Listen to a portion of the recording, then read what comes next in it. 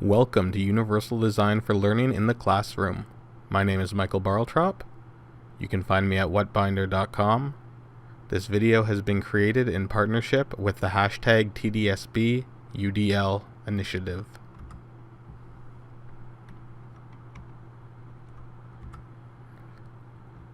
With the belief that universal design will save us all, I co-started the hashtag tdsb UDL initiative to enhance classrooms across the city, the province, and the world. Find me at Twitter at Mr. Barltrop, and once more at whatbinder.com. The first thing we're going to take a look at today is me. I will be here to guide you through the rest of this program. What is universal design? Universal design started off as an architectural theory. It began by asking people to look at what barriers exist that prevent people from being able to access certain buildings. If we take a look at the building on the screen right now, we will recognize it as the Lincoln Memorial. Anybody with an American penny has seen this before, but how many people have been able to walk inside and see Lincoln himself? What are the barriers that prevent people from accessing this building? I'll give you a moment to think of that now.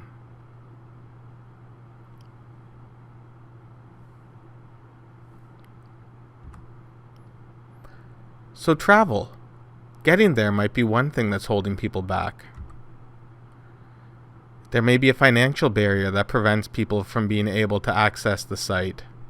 And of course, even when you are there, you are able to identify it. There are the stairs. Getting up into the monument can be a very tricky process. At this point, we would need to construct an elevator that allowed people to reach the top, or a number of ramps. Retrofitting that after the fact can be very costly and difficult. And by making it after the fact, it looks as if those people are being accommodated as an afterthought, rather than being included in the original design. It's these same principles that we need to take into our classroom. Universal design for learning will ensure that we develop a classroom space, assessment opportunities, and other key resources to meet the needs of our students before they even get into our building. Similar to our classroom, wouldn't it have been easier if they designed this monument with ramps and systems in place to allow access for everyone? That way, seeing it on the back of the penny might not be the only way some people will ever experience this monument. Universal design for learning is the pre-accommodating to meet the needs of all learners in your classroom. What is UDL? Well, it focuses on classroom design, lesson delivery, assignment details, and of course, assessment and evaluation. When a student looks at our classroom, they're looking at a reflection of our teaching, our values, and our ideals. You might want to pause here and ask yourself, do I agree with this statement? And what does it mean? We'll be here when you return.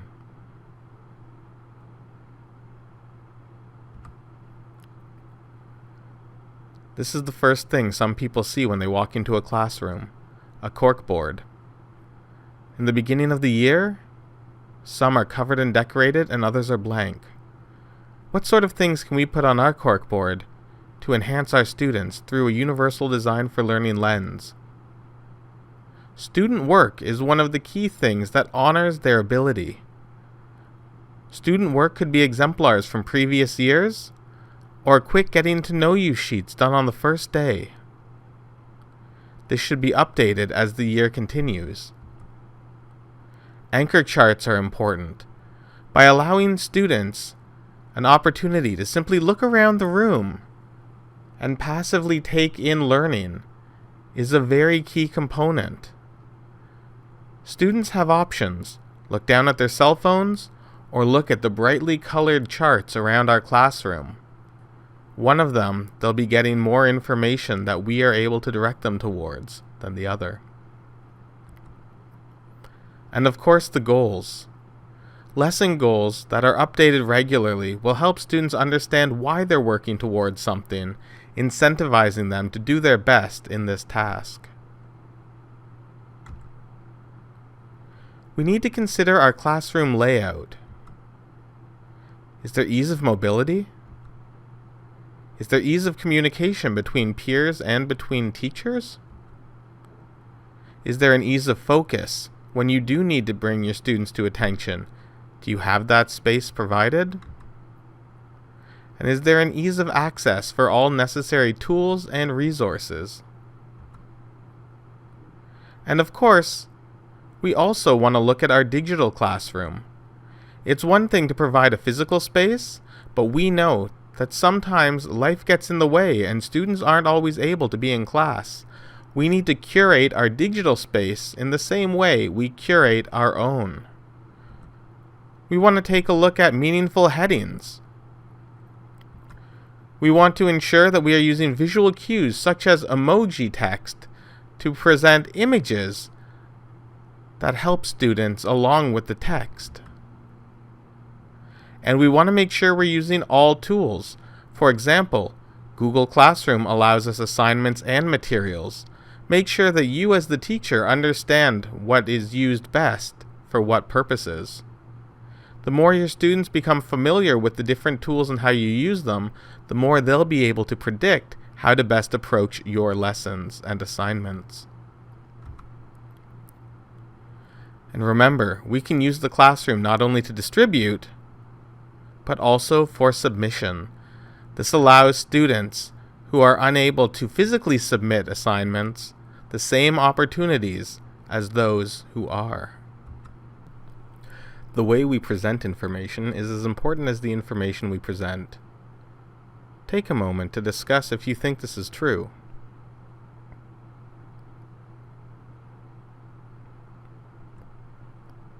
While we may have a strong understanding of our topic, presenting it to students in an effective way is still a challenge. There are a number of different ways that we can communicate information to our students. One of the most common is simply standing at the front of the class talking. But this on its own is not an effective tool. We can use paper handouts. They can be great ways to organize them to communicate large amounts of information in meaningful and understandable ways. But once again, on its own, a stack of papers is not an effective teaching tool. We can use visuals such as pictures or colorful infographics. These are a wonderful way of communicating some details, but may leave other areas lacking. And there are, of course, videos with the subtitles on so that all students can engage with the text.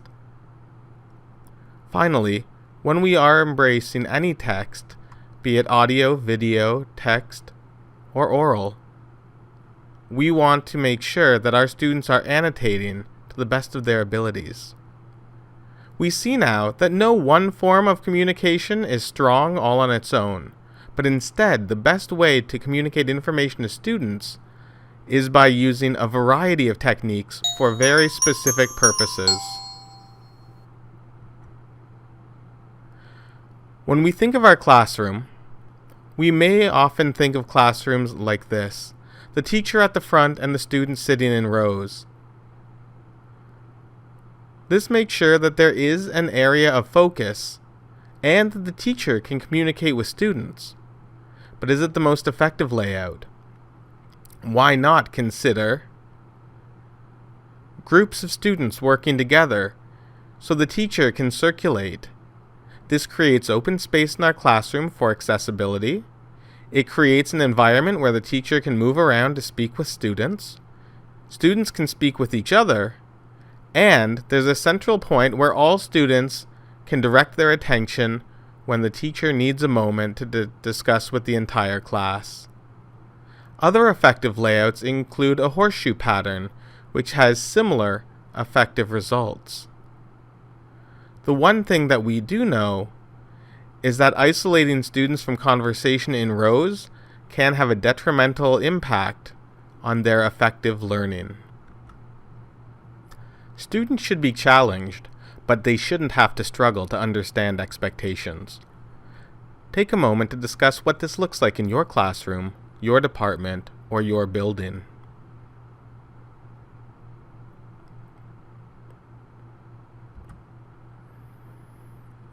On the left is a poster for a leave in programming committee. Or is it a poster for a pregnancy parental? Or wait, is it an adoption leave workshop? It can be confusing to sometimes figure out what posters and visuals are trying to communicate despite best intentions. Let's take a look at how universal design can be used to make sense of the text. First, we see that it's put on by this committee. Is that key information? It is large and underlined, so we would think it is. But wait, what's with all these line breaks here? This looks like it might matter more. And I see that it's taking place on this date, but is there more important information? Right, that's where I go, and that's what time it is. And then I need to register online there, but that doesn't seem to be part of it. It seems like an afterthought, fully left justified. Also, it's lime green. Is that the theme we're going with here? Let's take a look at a more effective way to communicate this information.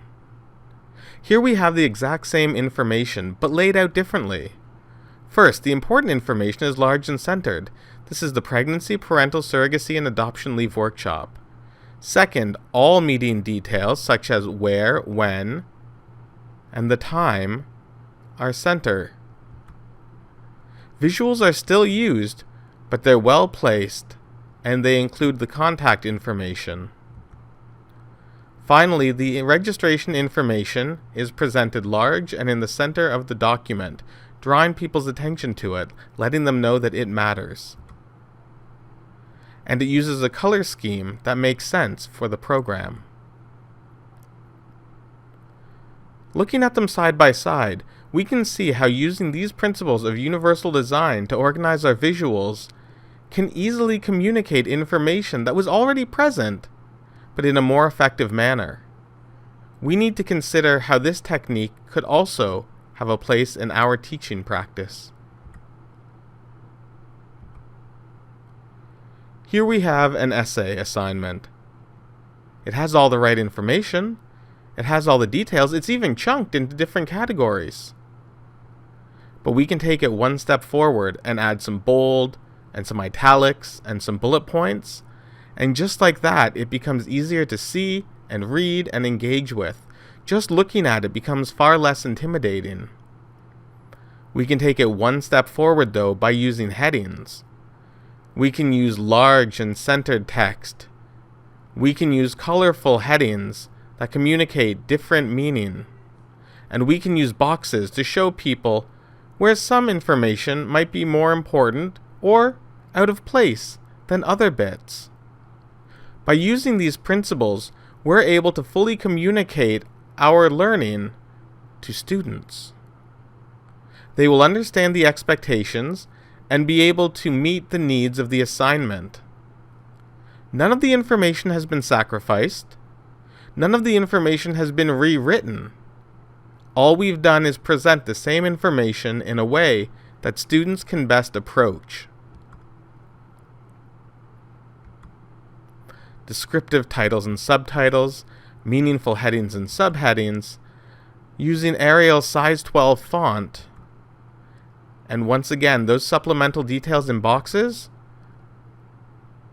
by adding assignment overviews, accessible lists, and more details, we can communicate assignments that best meet the needs of our students.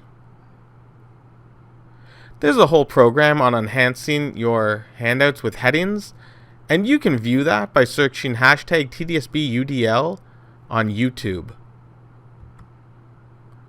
It's a 4-part series, each building off one another. It takes you from absolute beginner to seasoned expert.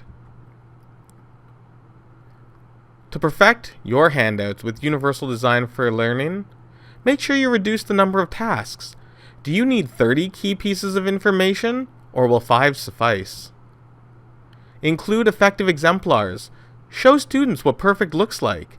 It shouldn't be a surprise to them, and it shouldn't be a hidden expectation that they have to discover by doing it incorrectly the first time. Add completion checklists so that students know, have I completed all of the tasks? Which ones do I still have left to go? Design graphic organizers. We can assume students will take notes, but if we give them effective graphic organizers, we will teach them how to take effective notes and give them examples of different ways that they can organize their notes for future tasks. You want to provide hard copies in class, but also soft copies for those unable to attend. This assignment was created by Nadine Hart. We're going to take a look at how it uses all of the key pieces of information. There are straightforward expectations at the beginning. Bold text is used. Students will instantly be able to see what they need to understand. An exemplar of a final copy is provided. They won't be copying it, but they can use it to guide their own learning. Finally, an example of all the written text is provided. It will show them exactly what they need for completion.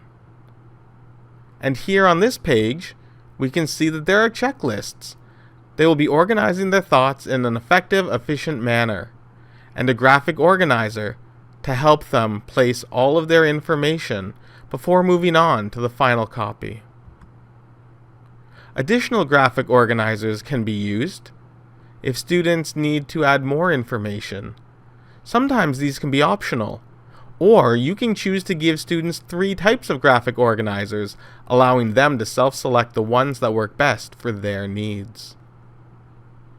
Marks shouldn't reflect who students were. They should reflect who students are today, right now. What does that mean to you? Take a moment to think about that.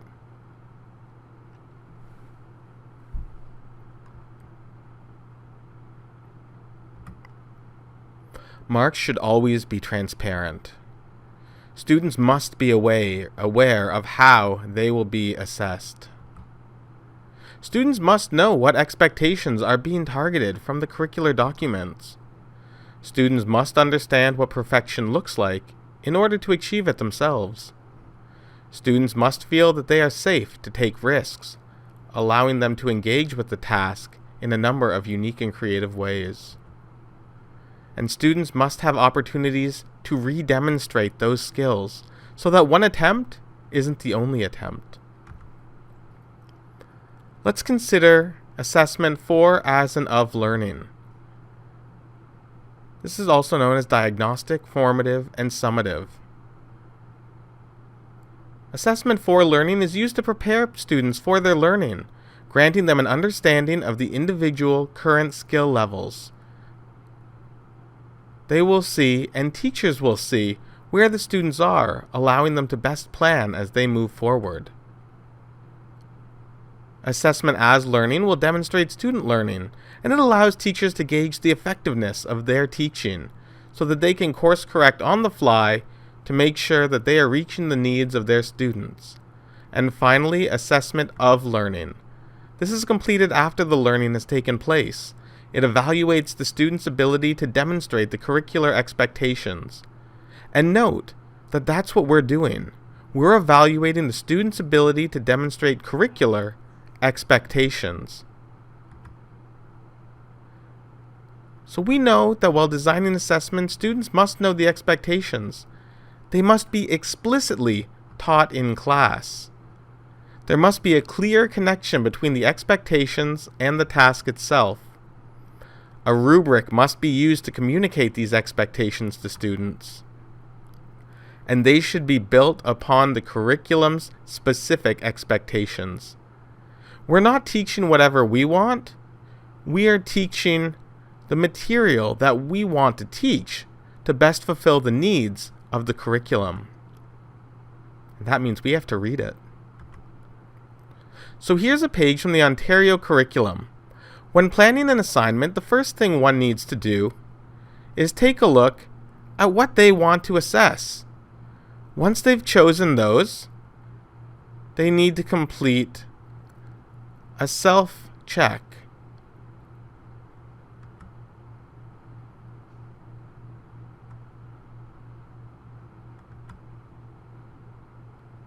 These two questions can allow the teacher to create their assignment, guided not by their own thought of what's important, but their understanding of what matters as it relates to the curriculum documents.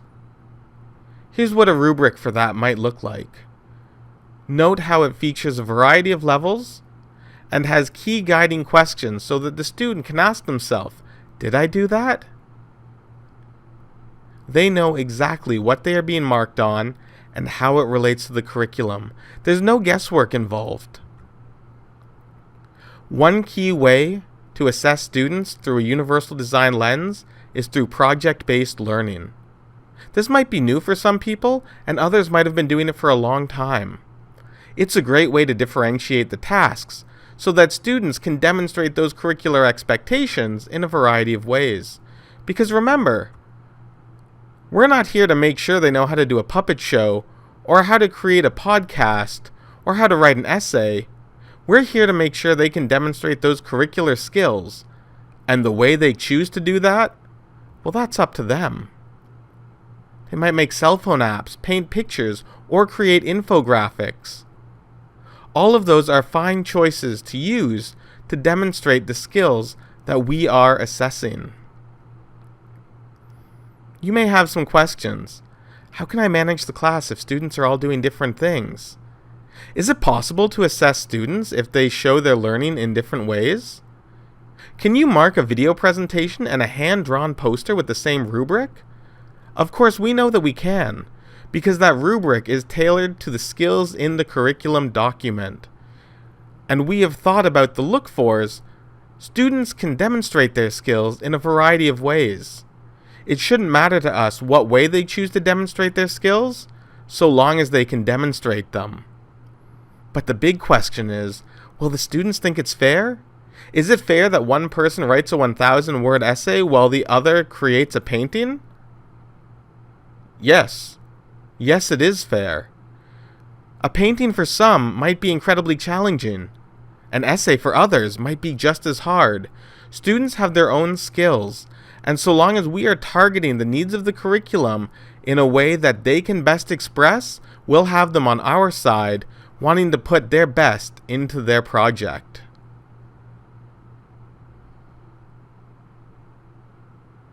Remember, we are marking the expectations no matter how they're demonstrated.